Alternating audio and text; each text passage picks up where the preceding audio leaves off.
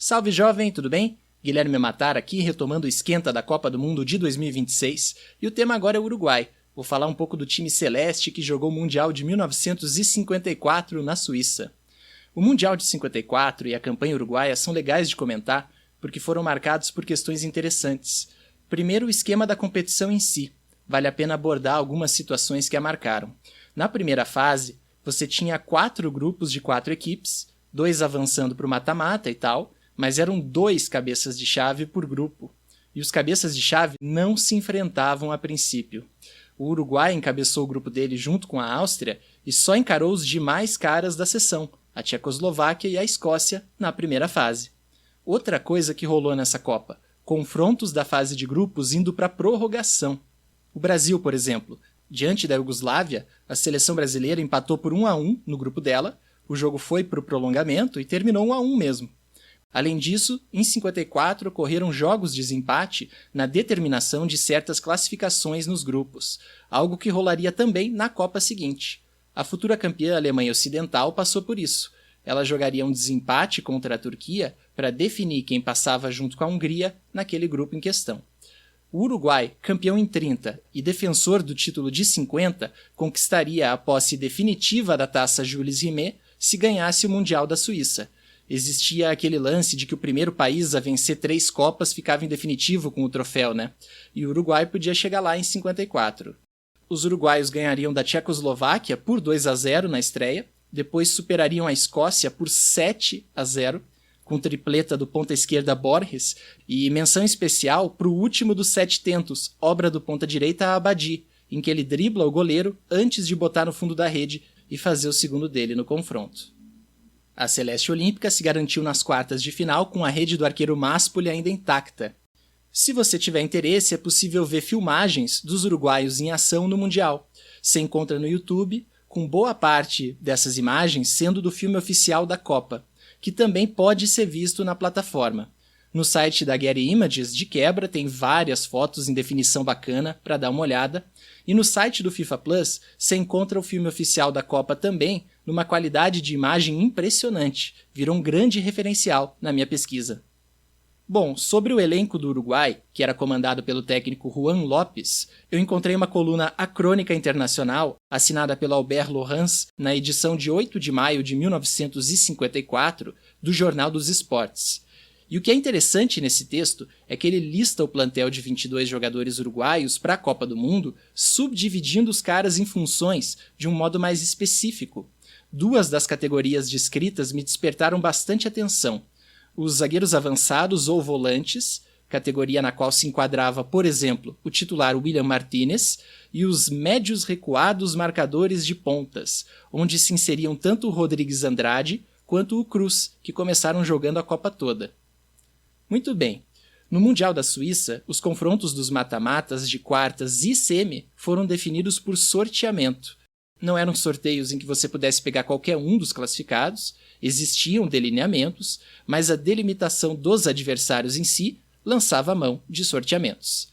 A Inglaterra, então, caiu no caminho uruguaio das quartas, Inglaterra que teve o lendário Stanley Matthews na formação titular da peleja, e a equipe sul-americana ganhou de 4-2. Aí na semi, quem veio foi a Hungria. Para esse jogo valendo vaga na final, os 2 times tiveram baixas, incluindo Obdúlio Varela e Puskás. O Obdúlio, aliás, centro-médio uruguaio, nem jogaria mais na Copa. O duelo de quartas com os ingleses acabou sendo o último cotejo do Obdúlio pela seleção celeste na carreira. A Hungria, adversária do Uruguai na semi, não perdia desde maio de 52, havia mais de 2 anos, e no Mundial de 54, a equipe húngara se habituou a conseguir o segundo e, dependendo do caso, até o 3º gol nas partidas que fazia, ainda com bastante tempo a ser jogado. Na estreia dela na Copa, levando em conta as minutagens oficiais, a Hungria tinha marcado o 3º gol no oponente com 24 minutos de peleja. No segundo compromisso, esse 3º tento saiu com 21, e nas quartas, sem Puskás diante do Brasil, a Hungria já vencia por 2-0 com 7 minutos de jogo. O roteiro das semifinais foi diferente. Depois de saírem na dianteira aos 12 da primeira etapa, os húngaros foram ampliar a vantagem já depois do intervalo. venciam por 2-0 até os 30 do segundo tempo pela marcação oficial, quando o Robert descontou. O Robert estava no primeiro jogo dele como titular na Copa, entrou no setor de ataque, enquanto o centroavante Migues saiu da formação, e além de ter descontado para 2-1, o Robert empataria a contenda para 2-2, num lance em que ele supera o goleiro, passa um pouco da pelota, mas recupera e bota lá dentro, e a parada arrumaria para a prorrogação. No segundo tempo do prolongamento, a Hungria marcaria 2 vezes, definindo o placar derradeiro em 4-2 e se garantindo na decisão, com a Celeste indo para a disputa de terceiro lugar. Os gols na prorrogação foram de cabeça do Kocsis, que terminaria a Copa como artilheiro, anotando 11 tentos ao todo. E veja só, a derrota para a Hungria foi a primeira dos uruguaios num jogo por competições internacionais de maior porte no futebol de campo masculino, considerando torneios olímpicos e Copas do Mundo. E o Mundial de 54 foi a primeira competição desse maior calibre que o futebol do Uruguai participou e não conquistou, porque ele tinha jogado 2 Olimpíadas na modalidade, 24 e 28, faturou as 2. E tinha jogado 2 Copas antes, 30 e 50, e ganhado as 2 também. Impressionante. Na disputa de terceiro lugar, a equipe enfim duelaria com a Áustria, sua colega de grupo na primeira fase. Aí a Áustria venceu por 3-1, obteve o terceiro posto, e o Uruguai terminou o certame em quarto. Alguns detalhes adicionais. A Celeste da Copa de 54 tinha no elenco 8 remanescentes do plantel campeão de 50 e alcançou o 4º lugar nos campos da Suíça, com os seguintes jogadores atuando em todos os 5 compromissos: Maspoli, Santa Maria, Martínez, Rodrigues Andrade, Schiaffino, Borges e Cruz. Dos que eu ainda não tinha mencionado desse grupo aí, o Santa Maria, zagueiro central, costumava ficar na sobra mais atrás, e é o mesmo Santa Maria mencionado no episódio da Espanha de 62, aqui na série do Esquenta. Ele atuaria pelos espanhóis, lá no Chile. E o Schiaffino era o meia-esquerda do time. Os elos em comum entre os plantéis da conquista de 50 e do 4º lugar de 54 eram Maspoli, Martínez, Rodrigues Andrade, Obdúlio Varela, Migues, Schiaffino, Terreira e Júlio Pérez. Esses 2 últimos, Terreira e Júlio Pérez, não chegaram a atuar na Suíça. Obdúlio Varela e Migues foram titulares nos 3 primeiros jogos da trajetória. O treinador da equipe, Juan Lopes, era outro que estava no título conquistado no Brasil também.